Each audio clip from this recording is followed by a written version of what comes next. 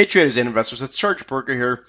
Today I want to review where the banks are at. I've talked about the banks a couple weeks ago when they started reporting earnings. I gave you this chart here of the BKX, the KBW Bank Index. BKX is the ticker symbol, and you can see over the past few days we've actually now broken out of a resistance line that's been in place really since let's call it for 2 months now, and we're as of right now clinging back to highs that date back to last December. So upside momentum, and as you know, I like to look at things not only in absolute terms, but more importantly, actually in relative terms.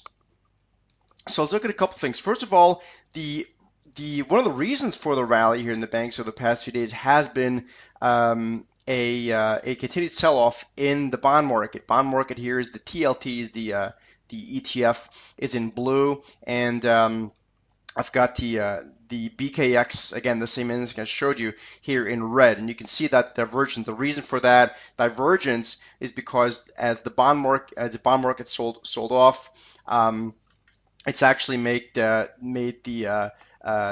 net interest margins look a little better, because banks tend to borrow on the short end of the yield curve and give out loans on the longer end of the yield curve, so that net interest margin is starting to look a bit better. That's been the reason for that. So always look at the bond market when you want to understand the move in the banks. Another way now of looking at this, again in relative terms, is to look at the BKX and measure it on a ratio chart against the S&P. So I took the BKX and divided it by the S&P, and you get this chart. Okay, and you can say this is excuse me, visibly almost looks like an inverse head and shoulders pattern on a relative basis. You can see we had a little bit of relative strength, or actually a lot of relative strength in February, March. Then we consolidated, saw relative weakness, and now again relative strength. And it looks like we want to bust past this diagonal line of resistance. So again, guys, this business doesn't have to be complicated, but you got to look at things in relative terms and in absolute terms. If you don't understand what the relative picture is,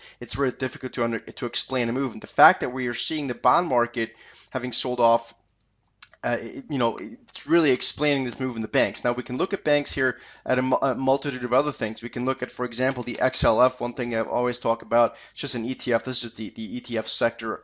The sector ETF of the S&P. You can see here too, we're getting a little bit better looking. Look at JP Morgan. Last time I showed you guys this chart in JP Morgan was just after earnings. We're seeing beautiful follow through buying here in JP Morgan. Look at Bank of America. Really nice move here over the past few days. Look at some of the smaller names in the financial sector now. This is not these aren't banks per se, but like, for example, Schwab, obviously, financial services / brokerage company. Look at the beauty of a breakout on Monday with follow through buying so far today, which is Tuesday, May the 5th, Cinco de Mayo, by the way. Let's see, what else can I quickly go through? I wanted to go through, and also look at some of the smaller cap stuff like KeyBank.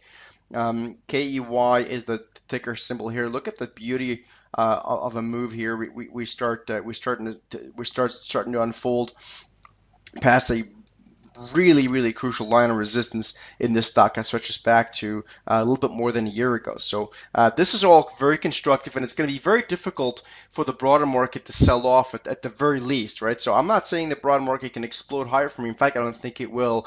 I think the S&P will go a little bit higher, but I think it's going to be on a low momentum move. But more importantly, understand that it's going to be really difficult for the broader market to really fall apart, for the wheels to come off the wagon if the financials are holding up this well, because they're a really important part of the broader market. So if you like what I just told you, please like the video at the bottom of your screen.